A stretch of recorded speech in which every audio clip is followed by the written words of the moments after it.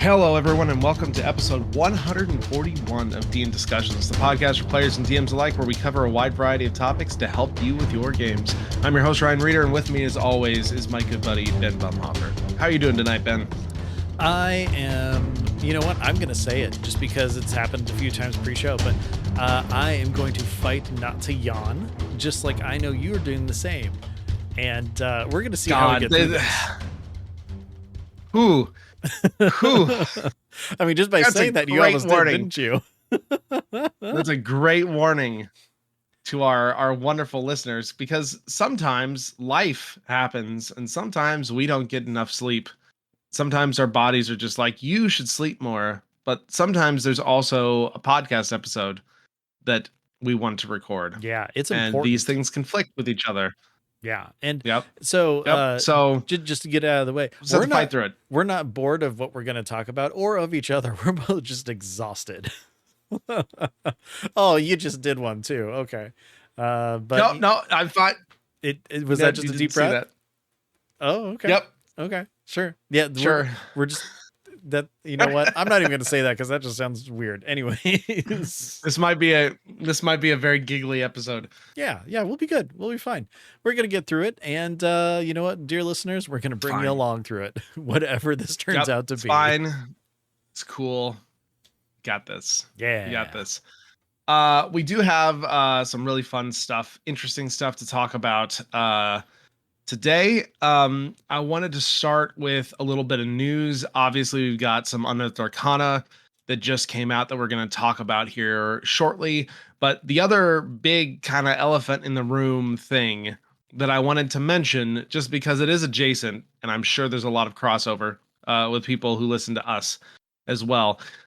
So Critical Role announced all their new information for Campaign 4. What? What are you talking about? Yeah, I know, wild. There's a Campaign 4 coming? Whoa. Yeah, it's a thing. It's a thing that is going to happen on October 2nd. Yeah. October 2nd is going to be the very first episode that Thursday night of the new campaign.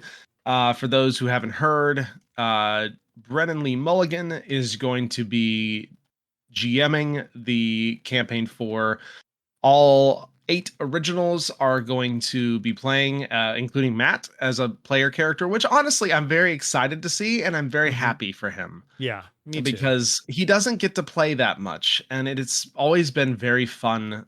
He brings great energy whenever he gets to play. If you want a really good example of him as a player, especially under Brennan, Escape from the Bloodkeep. Yes. Dimension 20. It's like 6 episodes. It is a Lord of the Rings spoof, but from the bad guy's perspective. And it is incredible and hilarious and so much fun. Yeah.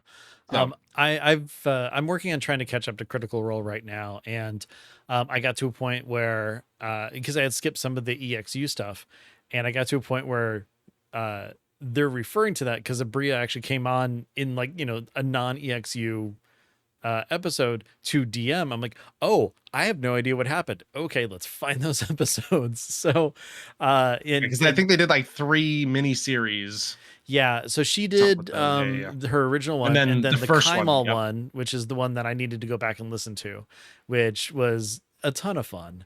And hearing Matt just like have such a blast with that, I'm like, okay, yeah, he's going to be a great player. And I mean, the fact that he's lived and breathed as a DM for years and years and years, like I get it, wanting to play with your players.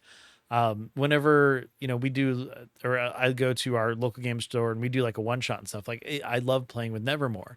We did have a time where my entire D&D group, except for the person who lives in California, we were all at a table together for a one shot with another DM. And it was a blast just being able to be like, hey, I'm there and let's figure stuff out together and, do cool stuff and everything. So like, I get wanting that, and also giving him such a break to just, kind of relax and have some fun with it for a while. I'm really excited for that. And I'm happy for him with that. Plus, I mean, if you've heard anything from Dimension 20 or seen him on Game Changer or Make Some Noise or anything like that, Brennan Lee Mulligan is a master improv person, as well as his like deep lore and everything that he builds on top of that.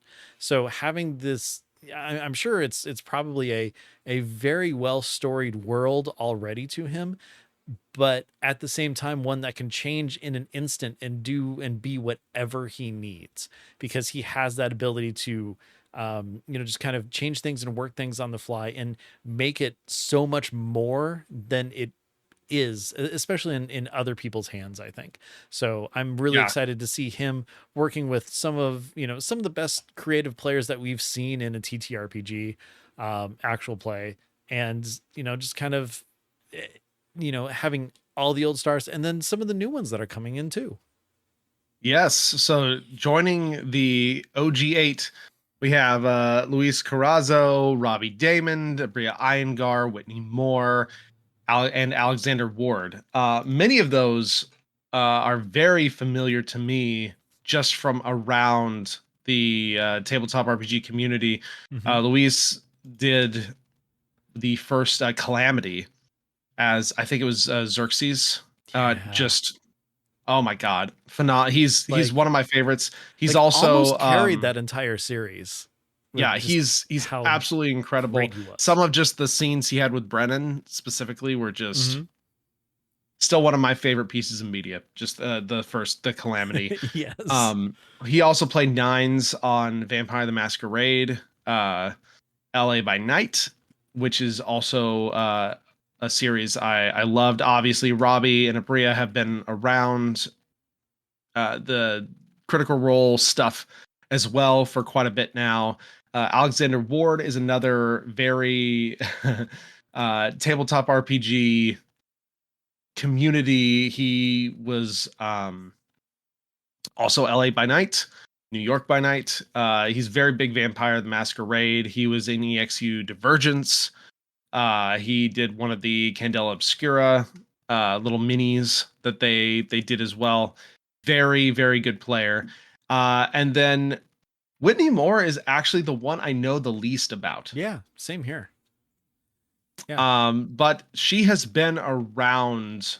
I've seen her, I believe, Geek and Sundry stuff. I'm almost positive I've seen her do some of the tabletop RPG stuff with them. Yeah, and she's also moderated some Critical Role panels as well. So very excited. But then you might ask, if at least if you haven't seen this announcement, that is a lot of people for one table, and you would be correct, because they Brennan announced that they're going to be doing a West Marches style game. Which, for those of you who don't know what West Marches is, it's basically like shared world. This one being Araman. That's their brand new world. It's not going to be Exandria, and basically multiple different tables all playing in the same timeline of the same world, just in different areas. So it sounds like what they're going to do is they're going to split these people, all these performers up. They haven't announced who's who yet, but and it sounds like over the course of the campaign, tables will intermix and change some, but it's starting out in 3 groups called Seekers, Schemers, and Soldiers. So the classic, more combat-y focused, more integrated lore and world focused, more like politicking, scheming, power grabbing type focus. So it'll be interesting to see, 1, who the tables are, and 2, how they run that coherently. Yeah. And keep it interesting. And one of the neat things about this, and the fact that there are so many different play styles that are, at least starting out separately, because we don't know how they're going to intertwine, how soon, how often, anything like that. But I think it also goes to point towards one of the reasons that they're actually sticking with the Dungeons and Dragons as the game that they'll be playing for campaign 4. Wait a second, Ben. Wait a second. The internet was convinced that they were going to use Daggerheart for campaign 4. I know. What a travesty. This is terrible. How could this happen? I know. It's like they're turning their back on their own credit. No, it's people. It's fine. God. Oh my seriously, don't make a big deal out of this. Small rant time. Okay. The whole Daggerheart versus D&D thing is stupid. It doesn't need to happen. It's not an actual thing that has been implied in any way by any of the D&D people or the Critical Role people. In fact, by all accounts, they were having a great time with each other during Gen Con and when all these announcements were released, and hanging out with each other and sharing stories. It even says here Jeremy Crawford and Chris Perkins, they're going to contribute some subclasses and some content like special homebrew. Is it homebrew if it's Jeremy Crawford and Chris Perkins? Kinda, I guess. I mean, they're not getting paid maybe to do it officially, so yes. Yes-ish. We'll say yes-ish. Especially if they come up with it at home. Yes. Or more likely at work. Just in a different way. They live at the Critical Role compound. Everybody knows they moved in there. That's what's going on. So therefore it is homebrew. But this whole thing has been, and this is my take on this.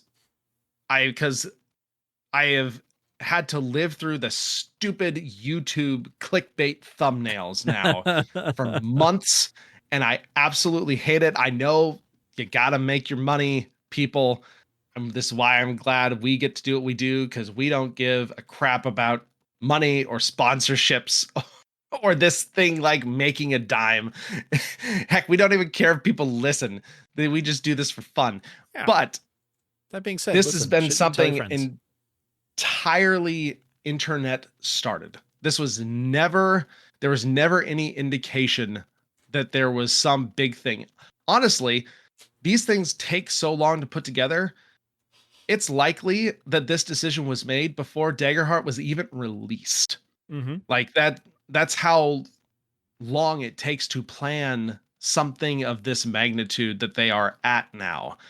And even if it hadn't, Daggerheart has not proved itself out in a long-term campaign, which, at least going by all the other 3 Critical Role campaigns, they've all lasted multiple years.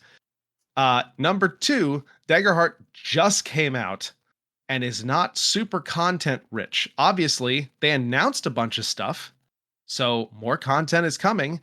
Heck, promotions and collaborations with other big actual plays are coming. They even said in the video they're going to do another Age of Umbra series. They are not abandoning Daggerheart. The fact that they're using D&D does not mean that they are abandoning Daggerheart and that you shouldn't play Daggerheart. That is the most ridiculous thing in my mind to even consider. Like, they love tabletop games. They are going to play a bunch of different tabletop games. But Ryan, for the last 10 years, every single week, I've been playing Clue. So I can't like Monopoly because I can only like Clue. Just like you're right. I can't like Star Trek because I'm sorry. I only like Star Wars. I can't like Coke. I forgot we could only like one thing. It tastes horrible, but Coke, it's got to be that. Yeah. You can't enjoy different aspects of different things. That's totally my bad. I forgot we could only like one thing at a time. Yeah, and that's the big thing is that even when all the promotional materials and things that Darrington Press has said about Daggerheart is that it's focusing so much more on kind of like the RP aspect, and it's not as like dice roll rule heavy as say D&D is. Which on top of that, what is it that Matt Colville did?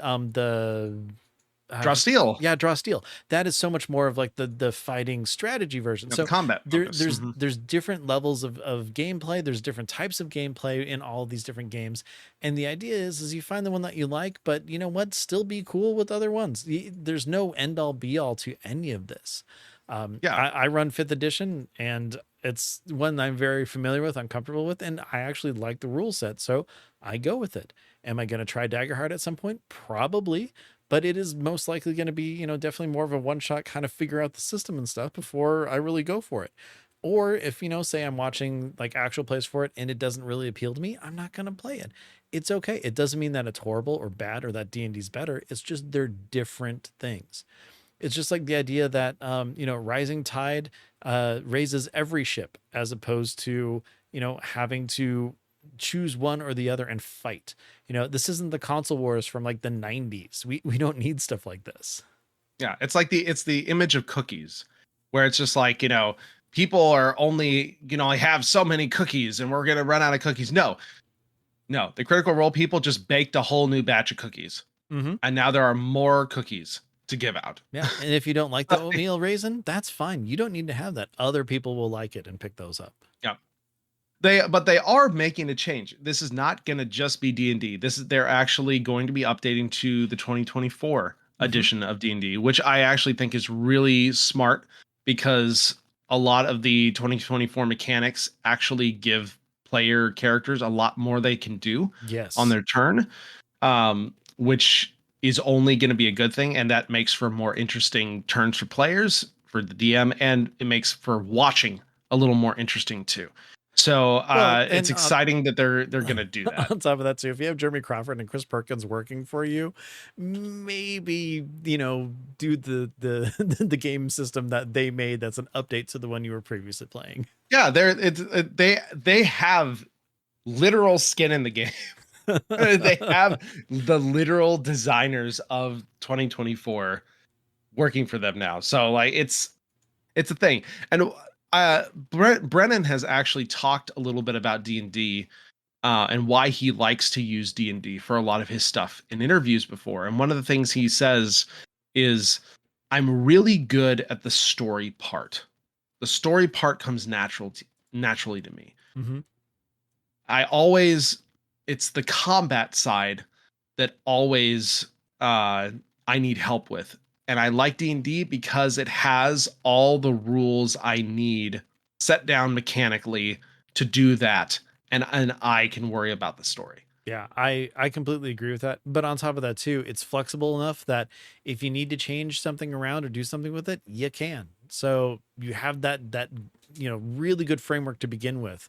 And I mean, not that I know Brennan at all, but I know I would totally agree with him on that. Yeah. And so, I mean, end of the day, I'm very excited. I'm excited that because 2024 is the new stuff. And I think that's great. I think it's fun. And I think in most ways it is better than the original 5e. And so I think getting to showcase that for a lot of people, but also having it be very familiar because it is D&D still, is really cool. And at the end of the day, and they've been saying it for 10 years, there are a bunch of nerdy ass voice actors that play Dungeons and Dragons. Yeah. Doesn't mean they can't play other stuff. Yeah. And they are playing other stuff. Can you imagine what it'd be like if you're like running a session and all of a sudden you're like, oh man, I have a question. Hey, Jeremy, what do you think about this? And then he just, there you go. Yeah. They have a video. We'll have the article linked, where Brennan's just like, I can actually text Chris Perkins or text Jeremy Crawford and be like, hey, what should this sword be? It's just like, what a cool feeling. That's so fun. I'm so happy for him. Yeah. He's getting to live the dream. So I'm excited for them. We are definitely going to tune in and give it a good go and see how it goes. But based on what I've heard, I have lots of optimism. My only reservation is if they can handle the transition between tables and stories well enough to keep it from getting too confusing and from getting too convoluted. Yeah. So I'm interested to see how they're gonna handle that aspect. But if they can nail that, I'm hooked. I'm in. Yeah. And I mean, last but not least, we're going to see some new subclasses there, which I think is pretty great.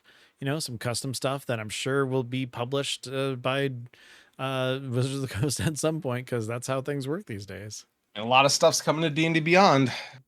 Like new subclasses in an Unearthed Arcana. Yeah. I was really leaning there. I was hoping you were going to pick that up. Yep, no, that was a great transition, because it turns out that just a few days ago they released a brand new UA called Apocalyptic Subclasses. Oh my Many goodness. many people of which are believe that this may be hinting at something in the Dark Sun setting, which I believe it's been around. It's kind of like obviously it's like an apocalyptic type setting. I think it's like a little bit of lower magic setting. Psionics were a big thing, which also would kind of line up with the psionic stuff that with was released the earlier. psionic stuff, because I mean they did UA an entire class for the psionic side of things. So it does seem to be adding up to potential things that new setting being brought back potentially. So Ben, what do we got? Well, I mean, first up, we have the Circle of Preservation Druid, which this is really interesting. Especially if you're looking at it from like an apocalyptic standpoint. This druid is really focused on basically restoring and bringing back like life, like kind of bringing the balance to things. Like not a balanced druid, but preserving.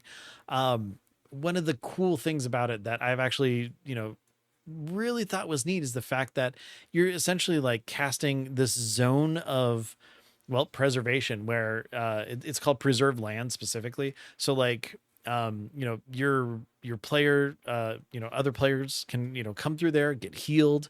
They can also like purify frightened or poisoned conditions. But the cool thing is that a lot of that like kind of circle stuff that you drop and everything like that is kind of stuck where it is. Well, with the preserved land, you can actually move that square like around with you, like all over the place as a bonus action and stuff like that, which I think is just absolutely fantastic. But even more so, like you have something in there called like frugal casting that I think is really cool. But at the same time, I don't think it matters at all. Mainly because when you cast a druid spell, you can cast it without material components unless it's one of those that, has something that's consumed. I could be on the minority here, but I don't think anyone really uses spell components very much unless it's stuff that's consumed. So, who knows? But at the same time, if that is something that happens at your table, you're going to have a subclass now where it doesn't matter. Great. Awesome. But yeah, overall, like the whole concept behind it is just, you're out there, you're bringing life back to things, you're preserving things, you're, really kind of mostly like a healer focus on this druid, which I think is pretty neat because sure, you have access to healing spells and stuff with other subclasses, but with this one, it's really like, this is your goal. And, you have really good follow through and you have some pretty great spells to kind of go, along with that. No curative magic, like no healing word or cure wounds with that, but you get things like lesser restoration, protection from poison, plant growth, aura of life. So, pretty on theme spells with that. Yeah, I like the area control component with it, with the preserved land. And obviously, I level 14, it can get bigger. You can get a whole map under that thing. At level 6, you can do more stuff in it. So I like the idea of like, I'm going to put this like control area down. We want to be in it, or we want to push the bad guys into it, or make the bad guys come to us in it. So I really kind of like that, especially because you can move it, which is super cool too. Yeah, it's a very I like the design. Yeah, It feels very thematic, and it's got some really cool mechanics to it. Yeah, definitely. Next one though, I think is actually pretty cool, is the Gladiator. This is a subclass for fighter, and it is charisma fighter. Yeah. You're still probably going to want Kind of strength wild because you're still doing your stuff, but as a secondary stat, charisma is kind of the thing that you're going for. One of the neat things in this is that there at level 3 you get something just automatically in there called brutality, and basically you essentially get 2 weapon masteries. So you have your weapon mastery from your, your normal weapon, and then you can have one of these brutality effects, which bleed, which is essentially sap, bluff, which is vex, and stumble, which is topple. So basically, thematically, you're doing something more in there, because you're this fighter who's essentially putting on a show. In fact, you have combat theatrics, which come in right in at level 3 as well, with like athletic flair, which means you automatically get your charisma modifier added to acrobatics and athletics checks. And you also get the bonus proficiency for acrobatics, athletics, deception, intimidation, or performance. So it kind of all fits in with that idea that you're out there, you're doing flourishes, you're putting on a show, and I mean that you're a gladiator. This is kind of what you do. And it's a really cool like starting point for what I think is actually a pretty cool kind of character design, especially going in with these apocalyptic ideas. Like, this is your Thunderdome gladiator person, if you want to, throw it in that way or something like that. But yeah, on top of that, once you level up, your brutalities get, bolder. You end up getting a cleave, you get push, you get a slow in there as well. And then on top of that, I think the coolest thing that it gets is actually at level 18, which, I mean, good luck getting there. But when you hit a bloodied creature with an attack roll, you can try to critically injure it. So they'd make a con saving throw. And then if they fail, basically they get maimed. So anytime they take the attack action, they can only make one attack. So, if this is one of those multi-attack monsters that has, 3 attacks on you, you've immediately just crippled it insanely. Plus, on top of that, its speed is halved and it has a -2 to its armor class. That's amazing. I absolutely love that. I think that is great. Talk about a big swing on a high-end monster. Oh yeah. And I mean, I think that they were smart putting it at level 18 just because it is a huge game changer and it'll make the biggest difference to something that is, very high level. I mean, yeah, you can use this against Boblin the Goblin, but that's really not going to be very effective on top of that. But yeah, it's great. And you can keep doing this as long as something's succeeding. As soon as it fails, you can't do it again until you do a long rest. But overall, I think that's great mechanics to again a really showy fighter. Yeah, I like it. I like it a lot. It's super cool. Then they last until the target regains hit points. Mm-hmm. Yeah, very cool.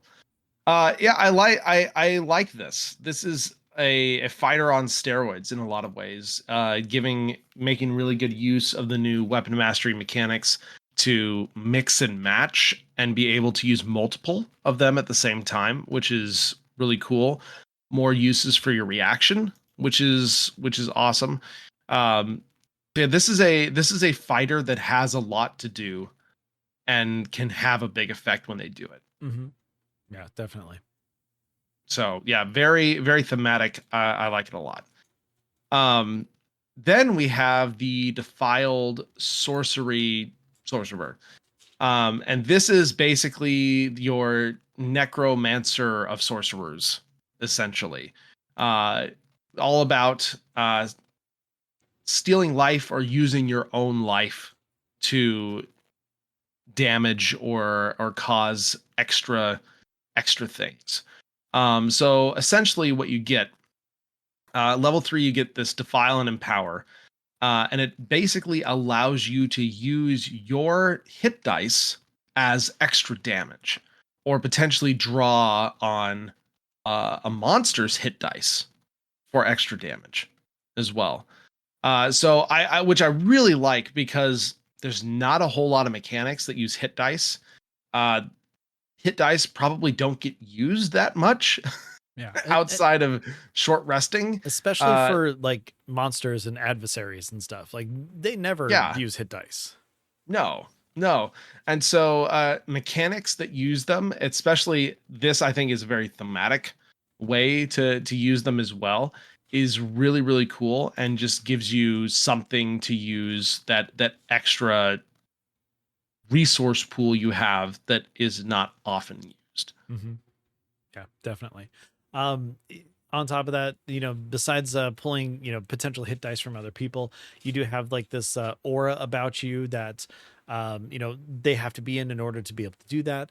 The different defiler spells that you get are very thematic and on point with that. Blindness, deafness, inflict wounds, ray of sickness, vampiric touch, of course, hallucinatory terrain, which I think is kind of a crazy thing to put in there.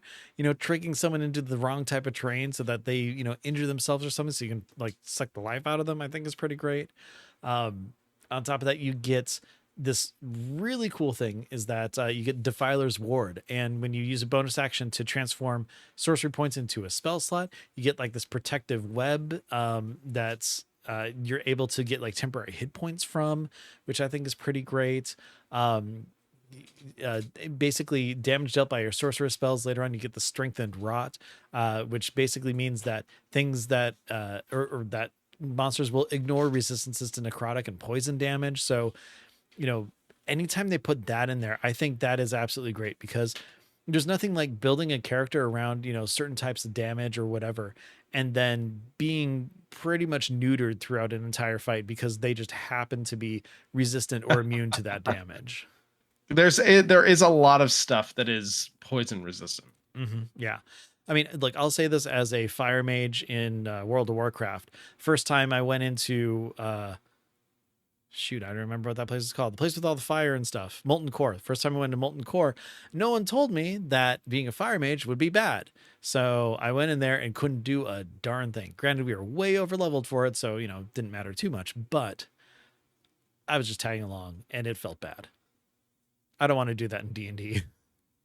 No. And that's, to be fair, that's partially on your DMs too. DMs don't throw a whole bunch of stuff at your players that fully counters your players or one of your players. Mm-hmm. That's not fun. Yeah. No, not fun. Not fun at all. Not fun. But I do like this. It is fun mechanically. It's very thematic. And I do think I like the being able to ignore resistance is not something you see super often. So I do like that a lot. And then finally, we have the, I think, kind of awkwardly named Sorcerer King Patron. Yeah, I feel like we could do better. I think we could do better on that. But the actual theming of it is very interesting. Basically, you are a herald of a tyrannical might of monstrous rulers, or honestly, you could have this I think for like a good thing too. Todd Kendrick in one of his videos, I thought, used a great example of this. Herald of Galactus. Mm-hmm. Yeah. To kind of, since Fantastic Four just came out recently, that would be I think a really good example of this. I mean, Herald of anyone, right? Yeah, like he also said like the Mouth of Sauron would be Mouth of Sauron. Yeah. So yeah, I think that fantasy is actually really cool, and could give you some really deep RP opportunities with a subclass like this. You could be a Herald of a Dragon. Mm-hmm. Right? That's a very powerful entity. And you could flip it on set. It's like not a bad thing. It's a good thing. You are there to judge evil. Yeah. Smite evil.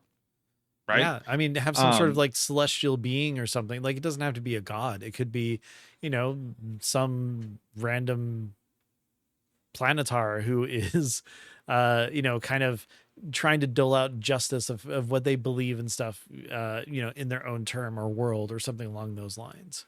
Yeah. So basically you get some extra always prepared spells, which for warlocks is, always nice. Mm-hmm. You get intimidating presence, which gives you proficiency in the intimidation skill and expertise as well. Voice of tyranny. So this is like the big thing, being able to cast command. Yeah. More often and more regularly, and then kind of buffing it a little bit as well as you go. You also have this cool thing at level 6 called Decisive Edict that lets you rally your allies and subjugate your enemies. So basically, in a 30-foot emanation around you, you can allow creatures to have advantage on all attack rolls until the end of their next turn. But for the bad guys, you can have them potentially get frightened until the end of the next turn. So, cool stuff like that. That would be a super good buff for the right group and the right situation for giving advantage on all attack rolls. Rogue goes, "Oh, you are my best friend." Exactly. Yeah. Level 10, you get the Vindictive Rebuke. Basically, you rebuff those who challenge you, which is pretty great. Enemy hits you with an attack roll, use your reaction, make them re-roll it. I mean, anytime that anybody's going to hit me and I can make them re-roll and potentially not get hit, always a good thing. And you know what? The best part is if that reaction turns it into a miss, psychic damage on them. So you basically just stand there and laugh in their face and they take psychic damage after they try to attack you, which I think is great. Yeah. And then you get the extra strong command where it allows you to do it to an extra person. And if they're frightened by you in any way, which level 6 Decisive Edict, they auto fail the command. So that's super cool too. So very much like that, like we were talking about the heralding, being the voice of someone else speaking for a powerful entity. I have to say, I think my favorite herald, now that I think about it, Darth Vader. The Herald of the Emperor? Yeah, I would say so.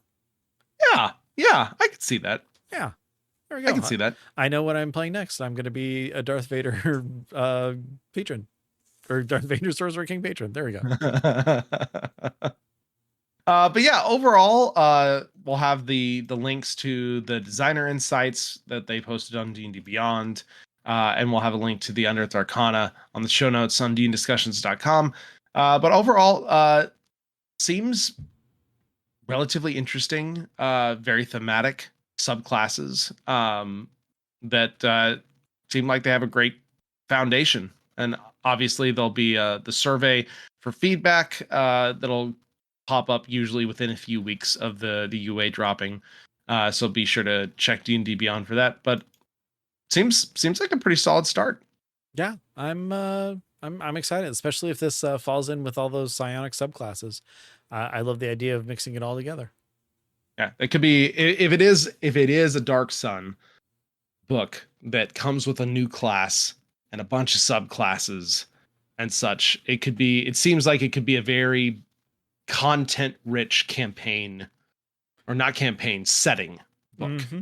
Definitely. Which would be very fun. So, like I said, I'm all up for more classes. More classes is a good thing. Yes. All right. So with that out of the way, we had a really good question come in through our Discord that we wanted to talk a little bit about tonight as well. So the question that came in goes, have you ever run a campaign where one character has the same overall goal of the party, but also a hidden agenda that's counter to the party? As an example, slight spoiler alert for the end of Critical Role Campaign 1, Archon the Cruel stealing the hand of Vecta from Vox Machina. If not, depending on the people at your table, how would you run something like this? And what would your overall goal for the table and story be? That's a really interesting one, Ben.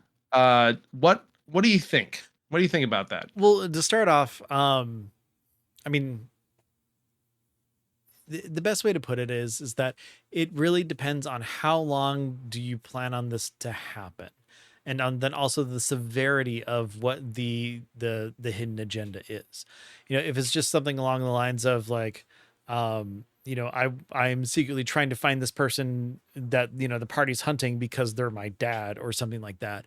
That's one thing.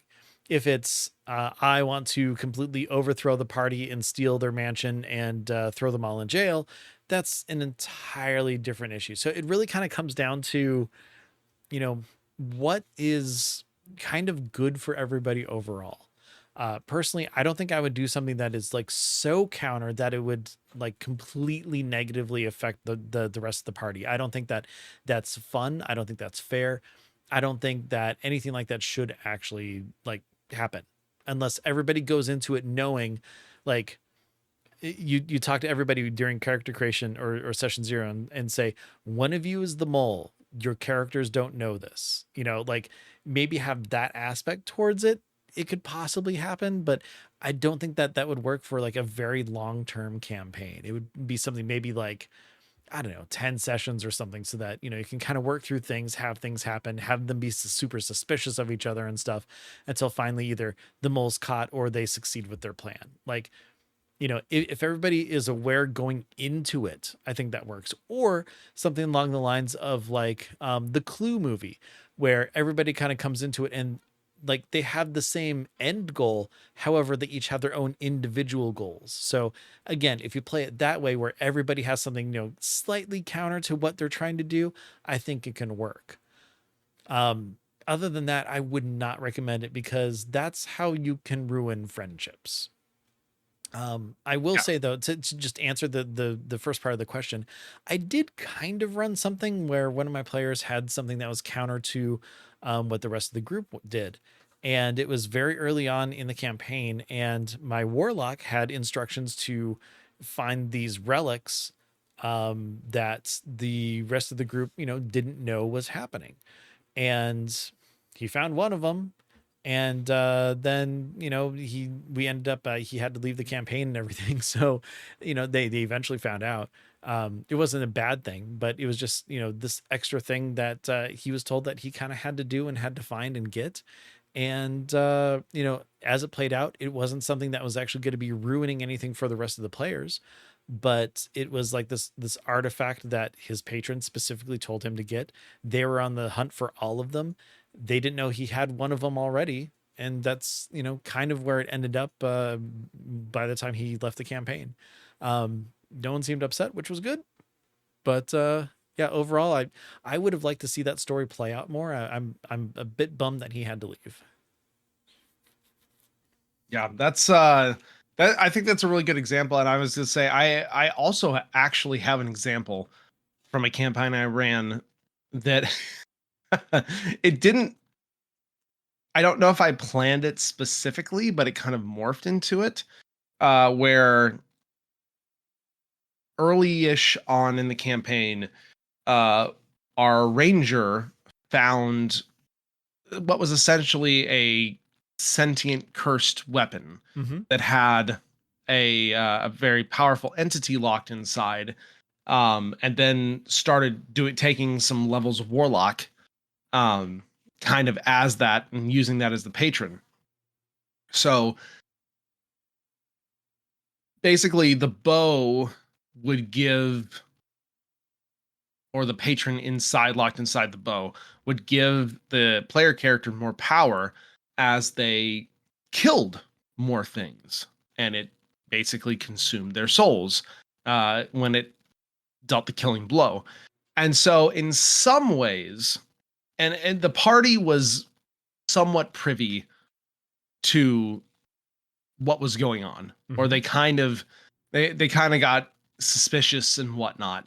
So the overall goals of the party didn't change, but sometimes in a want for power, the maybe the ends were not quite aligned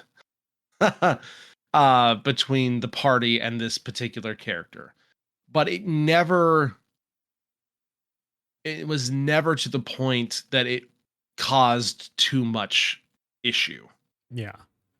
And I mean, because it wasn't like indiscriminate killing of good people, or innocent NPCs and Oh stuff. yeah, It was more just like, maybe like, oh, we could have questioned that guy or something like that. And it's just like, no, I need soul power. Yeah, or even Same something thing. along the lines of like, how come you keep picking off the people who are the lowest of health during this battle? Uh-huh. Just something like Uh-huh. that. Yeah. Exactly. It's that type of thing. So it's again, it kind of ran counter a little bit, but not so much that it really agitated or ruined the overall goals of the campaign of the party. Yeah. And I mean, playing with something like this can be, it doesn't, again, have to be something, grand and huge, like, relic based or, I mean, Warlock Patron is the easiest way to have something counter to, what the party's going for.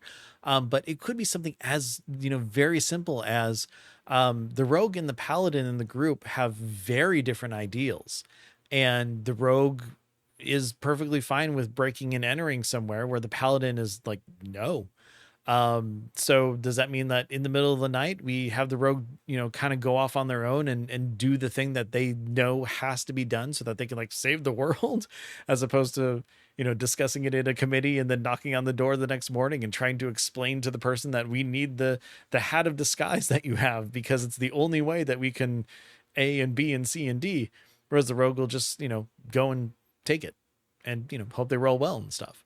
So there's definitely different levels to this, and at the smallest level I think is the easiest to run because you're not going to have any hurt feelings or any long-term um you know negative effects to the party. So I think like if this is something that's some of our listeners out there want to try, that might be the best way to kind of start and kind of dabble with it to see what might go wrong with low stakes.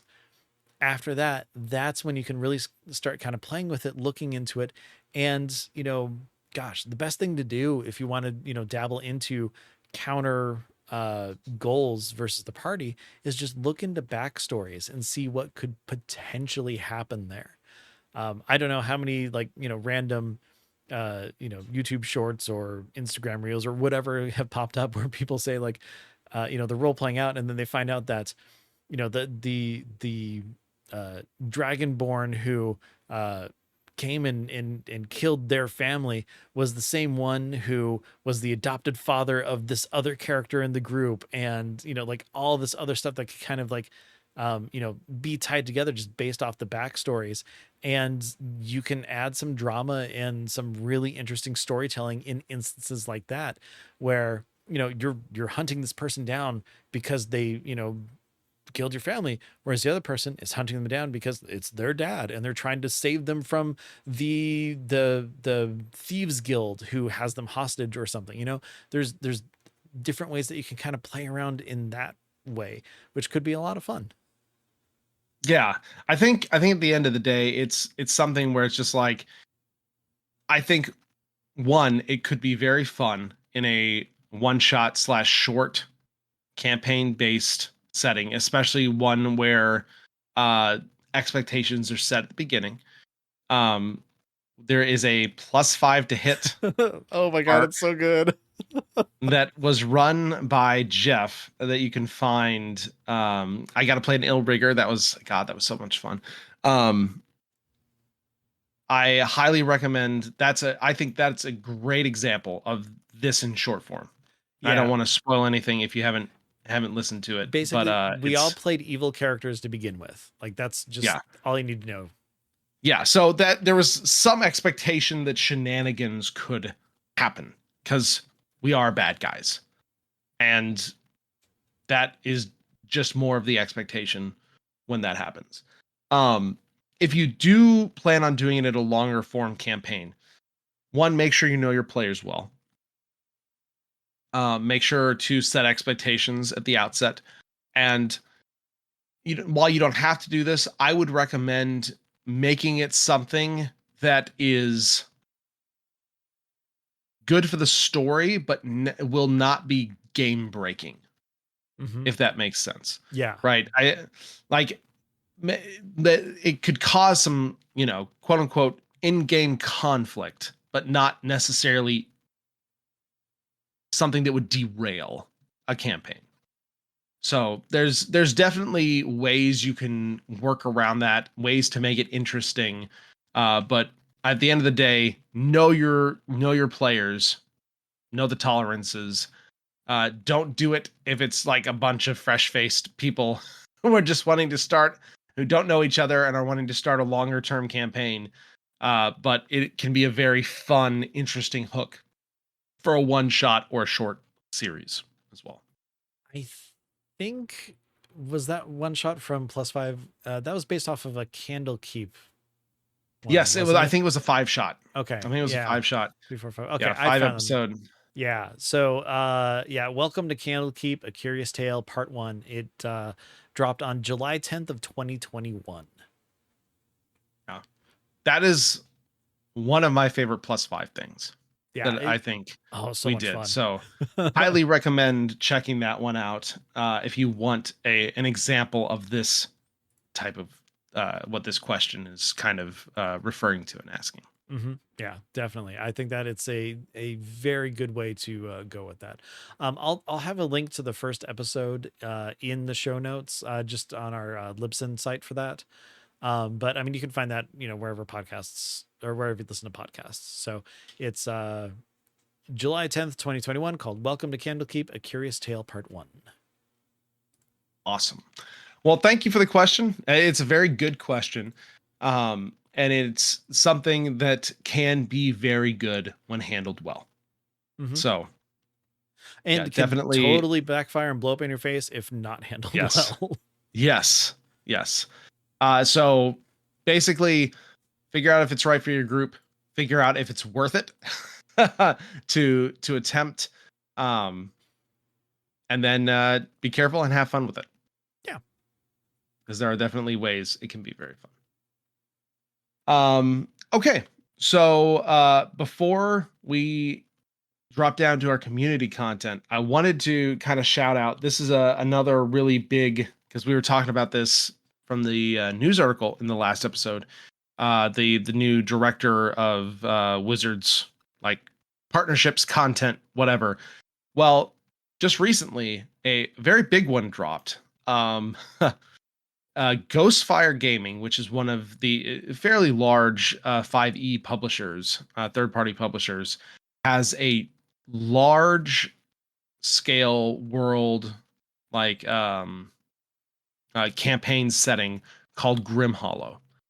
And they've had numerous Kickstarters for this, different aspects of it, multiple hundreds of thousands of dollars. Mm-hmm. Well, just this week, they dropped Grim Hollow, the player's guide, on D&D Beyond. So this is now available for purchase, and then the campaign guide that actually has the world and stuff in it is coming here in September. Yep, September 30th. Toward the end, the end of September.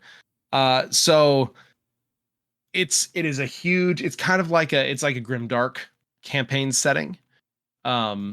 But the player's guide itself, it's $40 for the digital, or you can get the combo of the two, and it's like 70. Mm-hmm. Yeah. If you want to get the campaign guide and the player's guide. But the player's guide has 21 species, one full new class, and 40 subclasses, 25 backgrounds, 41 feats, 102 spells, and 82 items. Yep, 113 so this is magic items. This is huge. This is an incredibly content-rich player guide. So, and like 40 subclasses and a full new class called the Monster Hunter. I wonder what they do. You think they hunt monsters? I think so. Interestingly, it's an intelligence-based martial class. Ooh, that's cool. Built around outmaneuvering your enemies. Huh. Okay. So, very cool. I will probably pick up at least the player's guide at some point, just for like all the extra content, because just having a bunch of new, species and subclasses, and a class. Yay for more third-party cool classes coming. Because this is a pretty big publisher. This has been thoroughly play tested. This has been around for quite a while now. So very cool to see it coming to the mainstream D&D Beyond users. Yeah, I agree. I don't know if that grimdark kind of stuff is really my bag, but at the same time, I love the idea of having just more options for players to choose from. So, I'll make a decision at some point. Yeah, for sure. We'll have a link to that in the show notes as well. Also, kind of in line with that, grim darkiness. Todd Kendrick did a really good interview with the Dungeon Dudes, all about their brand new actual play that is coming out. I believe it's the end of October. Yeah, they're thinking October 31st. Yeah, we talked a little bit about it last episode. Debran Wall is DMing. They said they're going to be like 8 episodes, about an hour ish each. Guest stars every 2 episodes as well. And it looks like it's very much blurring the line between like TV show and actual play. So like some at the table, some they said like part escape room, part, tabletop, part just going around and just like TV show doing stuff. Lots of really intricate props. So it looks really cool. If you want to know more about it, because I think that one will be fairly big when it drops. It was a really good interview, so we'll have the link to that in the show notes as well. All right, Ben, with that, I think we are about done with the episode. But of course, we usually like to talk a little bit about what we've been doing. So did you get to play since we last talked? So I didn't get a chance to play my campaign yet. We're actually going to be doing that this weekend. But the local game store that we go to, Silver Dragon Games, which I've talked about many times because it's amazing. We ended up doing their D&D day last Saturday, and it was something they do, once a month. And it's basically 3 sessions from like 11 to 3, 3 to 7, 7 to 11. And we ended up signing up for a game during each of those time slots. So we did it for the entire day, mainly because it was a special, basically a special D&D all day event where they were raising money for Extra Life, specifically for the Phoenix Children's Hospital. So, we definitely want to support it. Nevermore does streaming and everything fundraising for Extra Life. So, we want to make sure we jump in here and play D&D and have some fun and do that as well. The neat thing is we were able to, like basically donate money. We got tickets and they counted for rerolls, like for ourselves or, for our DMs. So there were tickets flying all over the place and all these different games and stuff. In fact, in my final game of the day, I literally sat there for probably 4 or 5 minutes while someone was rolling dice, trying to make the DM hit. And the DM needed to roll a 3, and they just kept going and kept going and kept going and kept going. Wow. So like yay, money well spent. Very happy about that. I love it. In fact, they said, I believe, that day they made over $3,000 for in donations, which I think is absolutely fantastic. In fact, I pulled up their Extra Life page, and their goal for the year was 1,000, and right now they're at 4,224. So they've already totally blown that away, which is amazing. But the games I got to play in were pretty cool. There was one that was basically a ritual we had to stop, where we had to like save Father Time, which was pretty great. The second one was my absolute favorite of the day. It was so amazing. Basically, we had to make Disney characters, and we had to go and save Mickey Mouse from Maleficent at Disneyland. So each of the different areas of the park were controlled by like a certain villain and stuff. And we could, either choose to fight, or we can try to talk our way through things. And the best part is that this was something that the DM has run many, many times. They said that they've run it, I think, like 7 times, something like that. I don't know. It's been quite a while, and every single time that they run it, it's different because people choose different routes through the park to kind of go through, and they have different enemies for each encounter. So we ended up running into Gaston and LeFou. Um, let's see, who else? Ursula.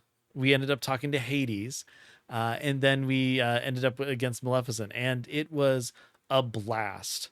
I actually played as Merida, and I went as a Beastmaster Ranger, and my mom was my pet, so I had a bear with me as my animal spirit or whatever it is. Oh my god! So Love yeah, it. that was a lot of fun. Nevermore ended up playing as Alice, and she was a wizard. But she was animated Alice because someone else chose Alice from the live action versions of Alice in Wonderland, and she was a warlock. So, I mean, it was really great. We also had a Mulan. We had whoever the captain is from Mulan, which they didn't know each other coming into it, which was amazing. And then we had Ariel with us. So it's all of us kind of going through Disneyland, trying to save the characters and stuff. It was so much fun. I had such a blast. Knowing that DM has runs this a lot, we're going to try to do it again so that we can try out a different character and a different path, because it was just so much fun. So yeah, I've got to play that one again. It was the best part of the day for me, and it was such a joyful experience. So That yeah. sounds so cool. Oh, it was What a great. what a fun homebrew. Oh yeah, absolutely. And the fact that they even said it's like, if you have an idea or a concept for characters or whatever, just go with it. They were super lax about interpretations and stuff, so that we were able to kind of pick something that worked. And it's funny because I told Nevermore as a joke, I'm like, yeah, I'm trying to figure out how I can be Herbie the Love Bug, but I bet I could figure out a way to be Herbie the Love Bug if I needed to for this, and it would just be a really weird thing, like maybe playing as like a cavalier fighter or druid or not druid, well yeah, even like animal form as a druid, maybe that's Herbie Uh-huh. as the car or something, just Yeah. just little things like that, and with just the vast amount of like content that you can pull from, it'd be pretty cool. So yeah, I've got to try that one again. It was so much fun. Yeah, that sounds awesome.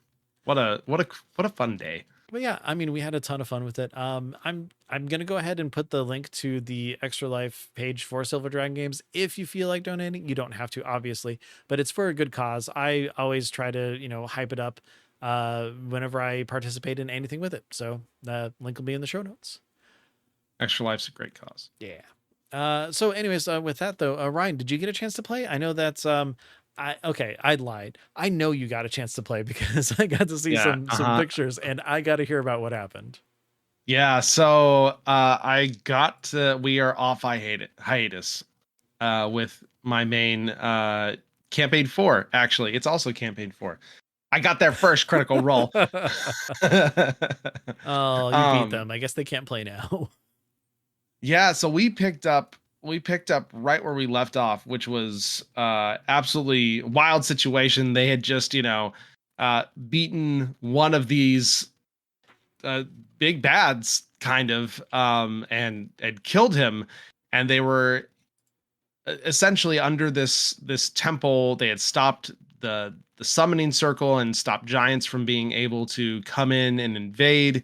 But upstairs in the main area, there's the Heart of Zor, this artifact that is being corrupted by this abyssal insect looking thing. They've got all these people from this Church of Tyr just hanging from chains from the ceilings and the pillars. Several of them with tubes connecting them to this abyssal insect that is just draining their blood and corrupting this artifact. So they went up and they fought it.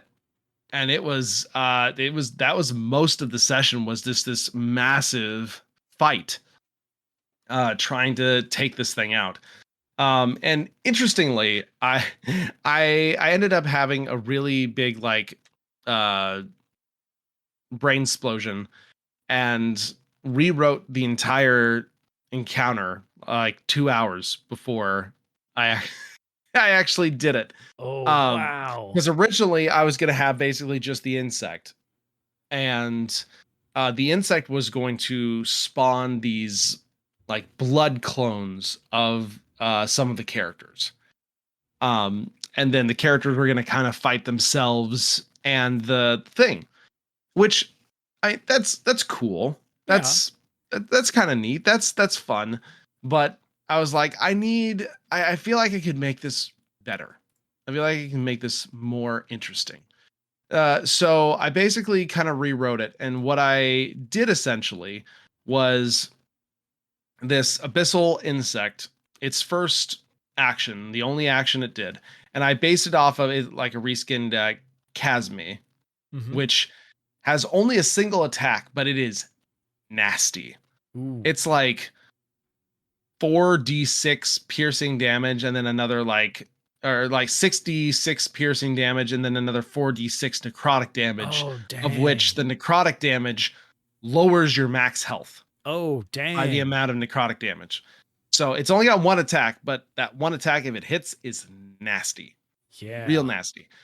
So its first action was basically summoning these blood clones. But essentially I made it so that the 4 NPCs that were connected to it gave it a bonus action that allowed it to start draining them and healing. If all 4 were up, it got 2d10 to heal. If 3 were connected, it got 2d8, then 2d6 for 2, and 2d4 for 1. And if you removed all the tubes, it lost that bonus action and couldn't heal anymore. Very cool. That is something that I assumed they would probably figure out quickly, because that healing also healed the blood clones. Oh. Too. So they actually caught on very quickly and started removing the tubes. So I basically gave them like, I made it a bonus action. It was like a DC 15 medicine check or something else clever that they basically told me what they wanted to do. And they were able to get rid of most of the tubes very quickly. So he actually did not get to heal more than once or twice from that action, which was super cool for them too. And then while the blood clones were up, he had this mechanic where he had this like blood shield, where anytime any damage they did directly to him did not actually go on to the abyssal wasp itself.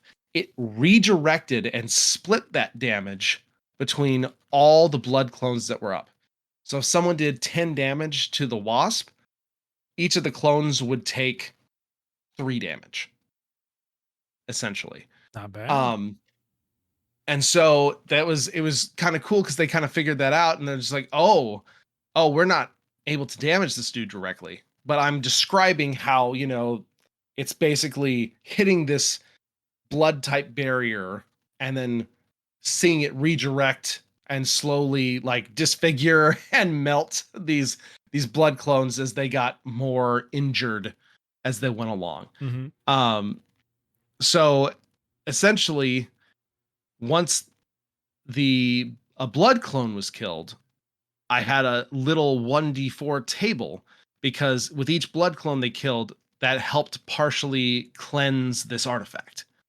And so I had a 1d4 table that they could roll on to get some positive effect whenever one of these blood clones went down.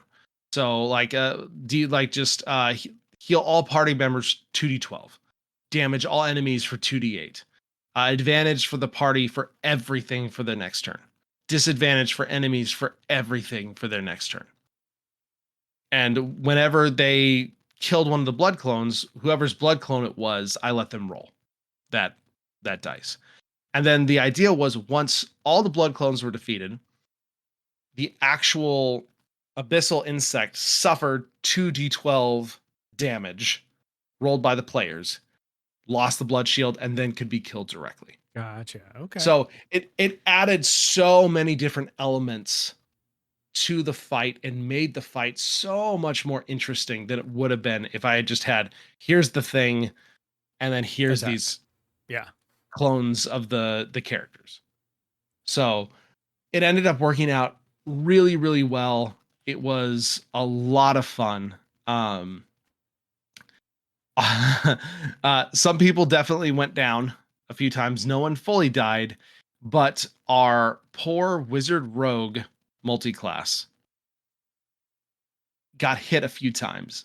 Ooh. And ended up at the end, after they killed this thing, with a max health of 2. Oh, jeez. Which is if your hit points are reduced by necrotic damage like that, by an effect like that to 0, you just straight up die.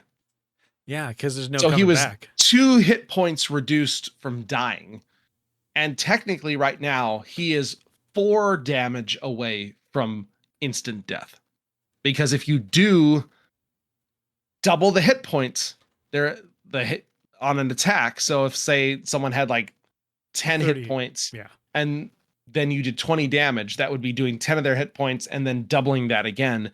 That's no death saving throws. That's an insta die. Yeah. Oh man. So technically right now he is 4 HP from full straight up dying. He's so basically a familiar wild at this point. Yes. So that was super wild. But I wouldn't have it any other way. The fight was a lot of fun. It was very high stakes. They did an amazing job, like working out the mechanics, and I tried to narrate, how things are going and whatnot as well, so they can understand these things too. I also, and we'll talk about this next week, we're gonna spend, or next episode, we're gonna spend a chunk of time talking about initiative and how best to make that work and things you can do to help speed stuff up and whatnot. But I made up a homebrew initiative system that I kind of was inspired by after playing a few different systems over the last several months, that worked out really well. And so I'm going to talk a little bit about that next episode as well when we talk about that, because there are definitely some really cool things you can do with it while keeping it very 5e feel. So I'm excited to talk about that too. But overall, session very fun. Happy to jump back in. Excited to get that campaign going again. And I can't wait to find out what happens next. Yeah, no kidding. I am excited. I always like to hear about your fights. I feel like I can't make mine as interesting as yours. I need to do better, and you're inspiring me. So I appreciate that. I appreciate that you are inspired by me. That the fight stuff has always been my thing. Like I've never been the king of RP or the king of world building or whatever, but I love making cool encounters. I need to do. Everyone's got their thing. I need to play WoW more so I can remember what it's like to have multi-stage things and weird effects and stuff like that. I mean, honestly, MMOs and boss fights like that are great to take inspiration from. Mm-hmm, definitely. It can really spice things up a lot, because monsters as is can be fun. But there are just adding 1 or 2 more elements to make your players think or give a secondary or tertiary objective can really take a good fight and make it great. Mm-hmm, definitely. But with that, been a while since I've played. Very excited to be back in the DM chair for sure. With that, we will wrap up our episode. Thank you everyone so much for listening. We appreciate all of you as we go through. This is definitely one of the highlight of my every other week, especially getting to talk with Ben, because I too am inspired by all of your ideas and the stuff that you're doing. So Again, get yourself a DM friend, especially one that is not playing in your game, so that you can bounce ideas back and forth and share all your cool things that you wouldn't get to share normally. Yeah. But with that, before we go, as always, Ben, why don't you let everyone know where we can be reached, especially Discord, because that's where all the fun discussions and questions are happening. Oh yeah.